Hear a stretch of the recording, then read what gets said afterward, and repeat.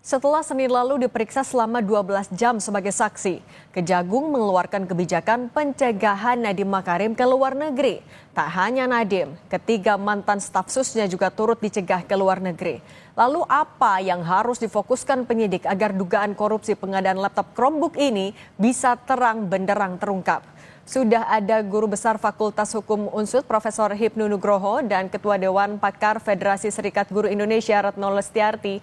Kita juga sebelumnya sudah mengundang tim pengacara Nadiem Makarim namun belum ada respons. Selamat petang Bu Retno, Prof Hipnu. Selamat petang, Mbak Sini, Bu Retno.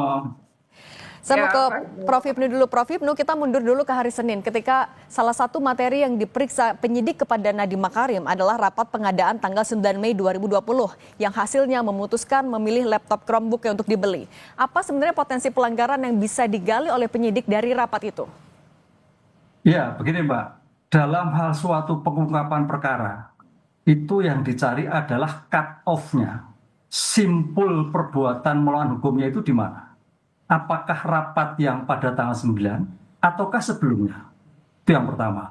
Yang kemudian rapat-rapat yang terjadi apakah ada perubahan kebijakan atau tidak? Makanya kalau kita melihat ada suatu perubahan kebijakan dan kebijakan dalam rapat itu ternyata melanggar hukum, seperti yang disampaikan oleh Kapus Pen, ada permufakatan.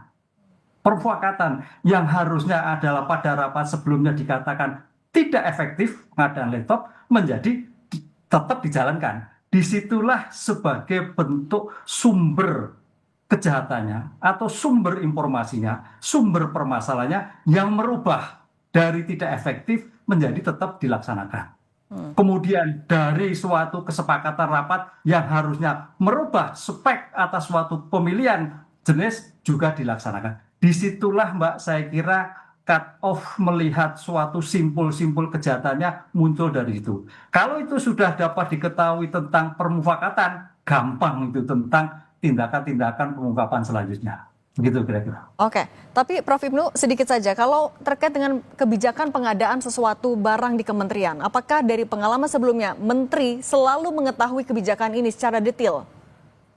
Ya, kita melihat Menteri adalah sebagai pengguna keuangan. Oke.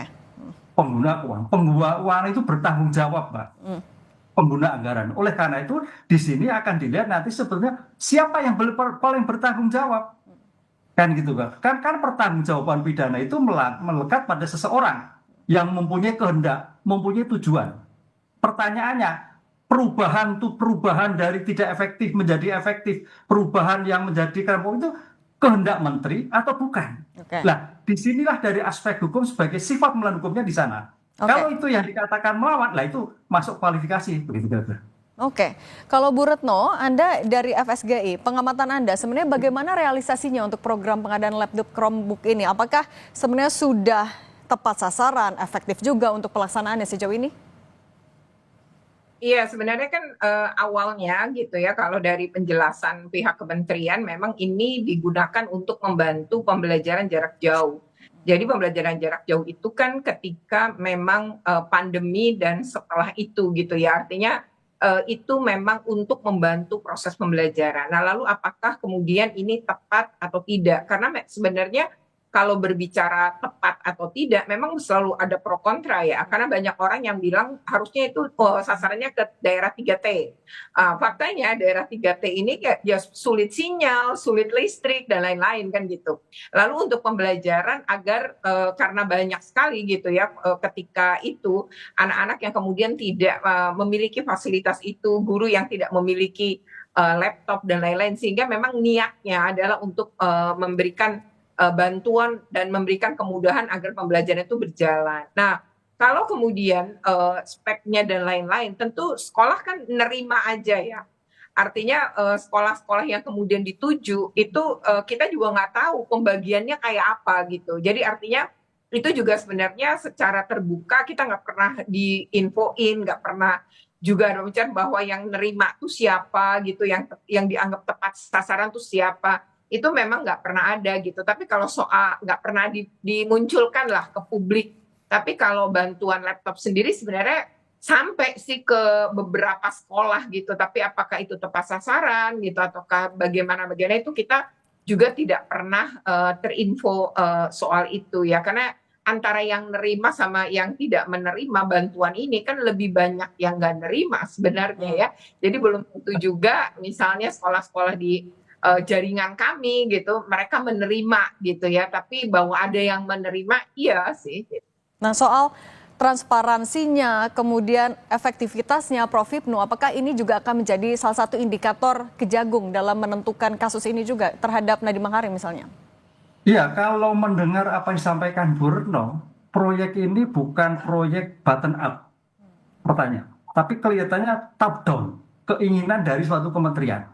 Sehingga makanya kalau button up mungkin Bu Retno tahu keadaan terjadi, keinginan di daerah. Tapi kalau keinginan dari pusat, berarti disinilah saya kira sebagai bentuk transparansi yang ada pada pihak kementerian, yang kemudian disosialisikan, yang kemudian dilihat satu aspek kebutuhan. Ini yang tampaknya tidak match antara keinginan yang di bawah, kondisi yang di bawah, dengan suatu perbuatan keinginan di atas. Disitulah kalau dari aspek hukum sebagai bentuk aktus rusnya, suatu perbuatannya, suatu menyimpangnya yang sesuai dengan tidak ada tujuan dari suatu perbuatan yang dituju dalam suatu pengadaan laptop yang kepentingan untuk pendidikan. Itu arahnya ke sana tampaknya kalau mendengar dari Bu Retno tadi. Oke, nah Bu Retno, nah kalau secara keseluruhan kan alokasi anggaran untuk proyek ini juga tidak sedikit. Tapi dari pengamatan Anda, apakah kalau dari infrastrukturnya, SDM-nya, perangkatnya, sekolah-sekolah di Indonesia secara umum sudah siap untuk menerima program ini? Ya sebenarnya kalau ngelihat pasca pandemi sih ya, jadi waktu pandemi kemudian memang mulai terjadi sih peningkatan kebutuhan itu gitu. Jadi artinya dulu kita tidak mengenal Zoom, Google Meet tuh nggak mengenal gitu. Tapi begitu pandemi kan kita mengenal dan banyak sekali kemudian proses-proses pembelajaran dilakukan dengan cara itu. Nah itu sebenarnya kalau ngelihat kebutuhan ya bisa jadi pada masa itu memang sebuah kebutuhan gitu. Hanya kami barangkali ya memang pada posisi yang kemudian tidak paham ya apakah kemudian pengadaannya seperti apa dan speknya kayak apa itu kita memang tidak pernah juga diinfokan. Nah mungkin pembicaraan bisa saja ke dinas-dinas pendidikan gitu karena yang menentukan misalnya dapat sekolah atau tidak gitu itu kan juga banyak peran dinas pendidikan di situ gitu ya. Jadi mungkin komunikasinya juga dengan pemerintah daerah. Nah di sini yang kemudian kementerian atau pemerintah pusat mungkin ini apa nih yang dibutuhkan di daerah mana dan lain-lain kemudian bekerja sama dengan dinas untuk nentuin mana sekolahnya itu ya bisa jadi gitu. Jadi kalau di sekolah sih sebenarnya kami cenderung tidak mengetahui gitu ya, guru-guru nih lebih nggak tahu. Bahkan kita juga kalaupun sekolah kita dapat ada jumlahnya berapa dan apa juga belum tentu juga diumumkan oleh pihak sekolah ya sebenarnya. Tapi kalau terjadi peminjaman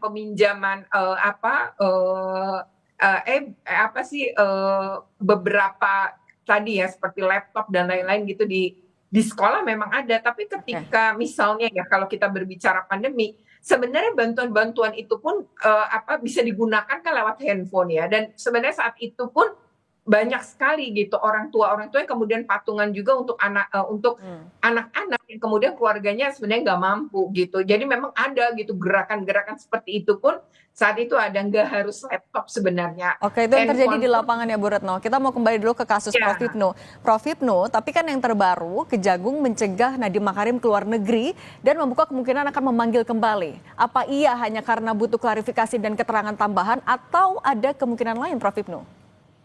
Ya, kalau kita melihat suatu kasus-kasus yang terjadi, seseorang yang terkait di CK, memang betul itu sebagai saksi.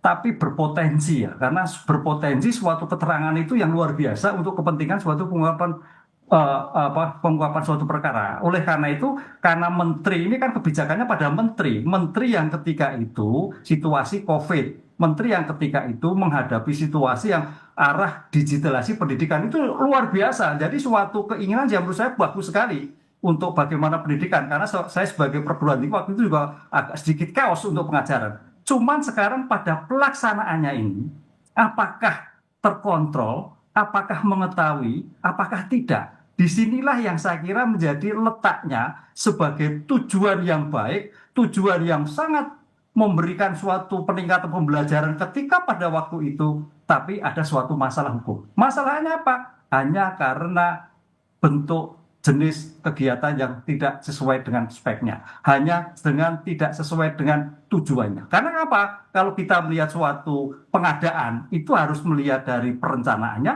dari pelaksananya, dari kontrolnya. Tadi ini pelaksana atau tidak, sesuai atau tidak. Disinilah saya kira yang menjadikan suatu permasalahan hukum yang sekarang disidik oleh Kejaksaan Agung. Nah, kalau dari Bu Retno, sebenarnya untuk memberantas potensi korupsi di dunia pendidikan, harus mulainya dari mana, Bu Retno?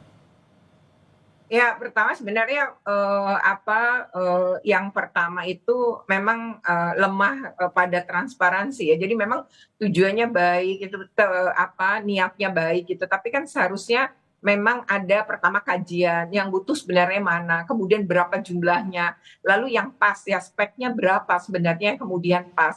Nah, ini kayaknya tidak didahului dengan itu. Padahal sebenarnya sebuah kebijakan salah satunya gitu ya, kebijakan itu akan baik, kebijakan itu efektif, yaitu jika salah satunya kan bermainnya di data ya, sehingga data ini yang kemudian nampaknya lemah. Kemudian yang kedua kan ketika ini disebarkan ya, misalnya ke seluruh daerah gitu ya, kemudian ke banyak sekolah gitu. Nah, bagaimana pengawasannya ini gitu. Jadi sebenarnya ini kan harusnya ada bentuk-bentuk yang pengawasan hingga pada posisi di daerah juga. Misalnya bagaimana inspektorat juga kalau memang ada hubungannya pemerintah daerah dengan pemerintah pusat gitu, kemudian ada pembagian, harusnya kan juga ada bentuk-bentuk pengawasan. Nah, ini yang nampaknya tadi ya, pencegahan kan lebih baik gitu. Nah, nampaknya itu tidak, mungkin karena orang percaya aja di masa itu begitu memang dibutuhkan, kemudian ada, jadi seolah-olah tuh ya udahlah yang penting untuk kebaikan, dan padahal kan sebenarnya enggak, karena ini kan uang negara ya. Artinya